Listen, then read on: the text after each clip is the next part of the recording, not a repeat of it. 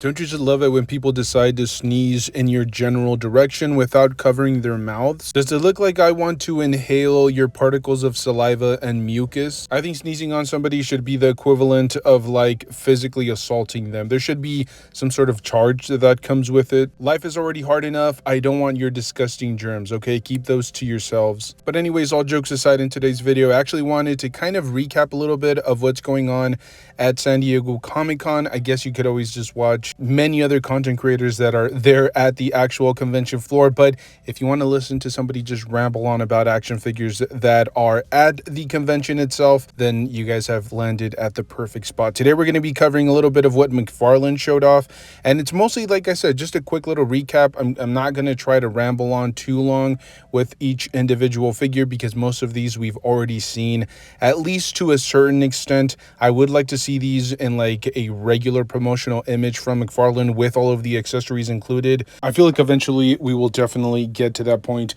Now, before I go any further into today's video, I just wanted to give a huge shout out and honestly acknowledgement because I did take some screenshots from Geek Dad Live's video that he did an entire little breakdown of the San Diego Comic-Con booth for McFarlane. So he's the one that went through the entire booth, took some great footage, and I just took a few screenshots from his videos. But if you guys are interested in seeing like a more raw take on the entire convention, I definitely suggest you guys go ahead and give him a quick look. I will put a link in the description to the original video where I took the screenshots, and so that way you guys can continue to give him some love. And honestly, shout out to him specifically, but just in general, anybody that's down there at San Diego Comic-Con, and you guys have been uploading photos and videos. I think that just gives us a kind of a way to live through the entire convention while watching your guys' content. So as I said, big shout out to all of them. And I should clarify, in today's video, we're only going to talk about the TMNT line from McFarlane. I'll eventually get to the DC stuff, and then we'll talk a little bit of Hasbro, so on and so forth. But as I said, in today's video, we are just breaking down the TMNT announcements. Now, we had already seen some, I guess, I wouldn't say promotional images. It was mostly like leaked images and then some prototypes, or I should say some prototype images. It wasn't like an actual action figure in plastic form. I think the first time that they got to show it off was like at WonderCon, but nobody was allowed to record or actually take any photographs of the action figures. In this particular case, we finally got to see the figures up close, and I have to say, I'm a little bit worried, you know, at least from different angles. It really didn't appear that the figure had like a ton of sculpted detail and a ton of paint applications. Now, it could just be that these are just prototypes, and eventually we'll get the actual action figures in hand and they'll look completely different. But from what I could see, I don't know, they were lacking paint. A lot of the figures just seemed to be plastic. I didn't see any like extra paint apps to this particular line. Not to mention, even though it does, all of the releases so far come with a plethora of different accessories. Like if you have Leo, he has his blades. If you have, Donnie, he has his nunchucks. They come with extra head sculpts. Shredder comes with extra hands as well as an extra head sculpt. And then we do have confirmation that the TMNT, the actual Ninja Turtles, do have swappable feet. So you can have, you know, different looks for them. But obviously one of the bigger points of emphasis here, well, I should say two major points of emphasis, has to do with the fact that these figures are really not going to scale with any other line. From my understanding, from what I saw in the video, and I think Geek Dad Live made a mention of it in his video, it's very apparent that these figures are on the smaller side. I think the TMNT figures range from like 4.5 to 5 inches, and then even Shredder looked a little bit smaller.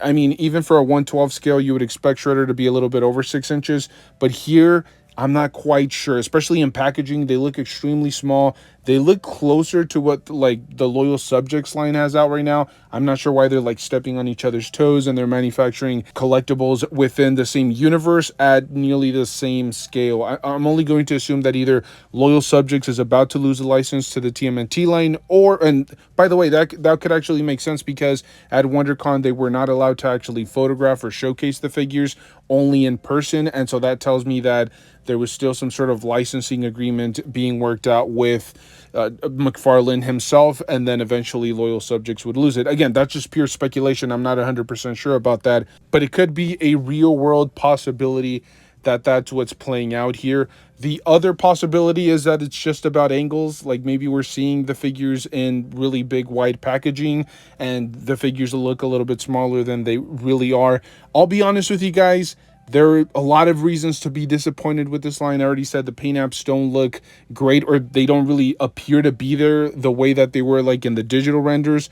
It's also worth mentioning that these figures, the page punchers line, they just continue to kind of shove comic books down your throat, when in reality it just doesn't make a lot of sense, especially considering people that are picking up action figures, I should say a decent percentage of them, don't really care about comic books. And even people that do care about comic books, they probably already have these issues. From my understanding, these are supposed to be different depending on the particular character that you're buying. I'm going to assume, at least from what I could see in the video, I think Shredder, Donnie, and Leonardo, all of them had different comic books. So I'm going to assume that each one of them has either their own variant, or it's a comic book or a storyline that just features them heavily. Only time will tell. And as I mentioned, the figures do look pretty good in packaging with a comic book behind them. They come with a plethora of different accessories, different weapons, extra head sculpts, extra hands, swappable feet. What's interesting also, and it's worth mentioning, the Foot Clan soldier is not featured in packaging, so I'm not sure if this is going to be a later release. For the time being, the main line release, or the first wave that we're going to get here so far, is Shredder, we have Donnie, and we have Leo. Those are the three main characters, and those are the ones that are actually showed in packaging, whereas in the Foot Soldier is not. So I'm not sure exactly what's going on here. Maybe it's like a 2-pack or an army builder later down the line that we get to see, maybe from, or I'm going to assume that it's probably going to be like a store exclusive or something. I'm not sure why it's not being featured in packaging, but it is there on display. And I have to say, credit where credit is due, because a lot of the different manufacturers at the convention went above and beyond when it comes down to the way that they were displaying their action figures. They had really beautiful diorama sets, really beautiful display pieces where they could showcase the action figures, and in most cases they had some displayed inside of glass display cases or like on a table with these beautiful diorama sets, and they also had them in packaging, so you can get kind of an idea of how they're going to look posed in your display as well as in packaging. You know, as far as that goes, McFarlane has done an absolutely phenomenal job. But I will say I'm just worried about it, because it feels like NECA is a great line, and they scale closer to the DC line, by the way, just worth mentioning, because those are closer to like the 7.5 inch line. And what's interesting is that line is good when it comes down to sculpt work, phenomenal paint apps, great accessories, but horrendous articulation. These figures can absolutely not get into any poses whatsoever. And then you have stuff like Mattel that runs into the same issue. They scale closer to the Marvel Legends line, but not great articulation. And then you have Mezco, who probably has the best offerings, you know, in terms of articulation and accessories and things of that nature. But they're definitely very expensive, and not every collector can jump in on that particular line. So I felt like this was going to be the end-all TMNT line.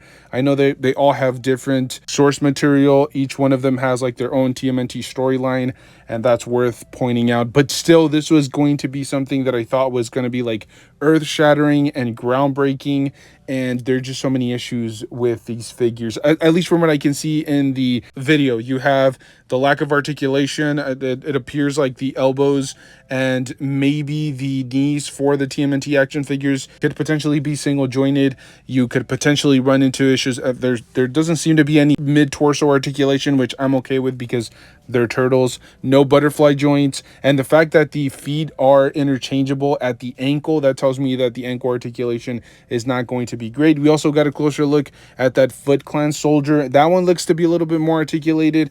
It appears that it's going to be able to get into some dynamic poses, but I'm not sure. I felt like that should have been used across the board. Lack of paint applications all around. This could come with its issues. It's one of those lines that I'm just going to have to like visually inspect in person. I'm going to have to like take it off of the rack and actually inspect it and see if it's worth my time, especially considering I don't really have a TMNT display, and I think these would have been great. And then lastly, it is worth mentioning these figures do not scale with anything that McFarlane is releasing at this particular moment in time. Doesn't scale with his Spawn line. It doesn't scale with Even Marvel Legends, I think they might be a little bit too small for the Marvel Legends universe, and they definitely don't scale with the DC line. So I'm not sure exactly what he was going for. I'm assuming that it has to do with the licensing agreement.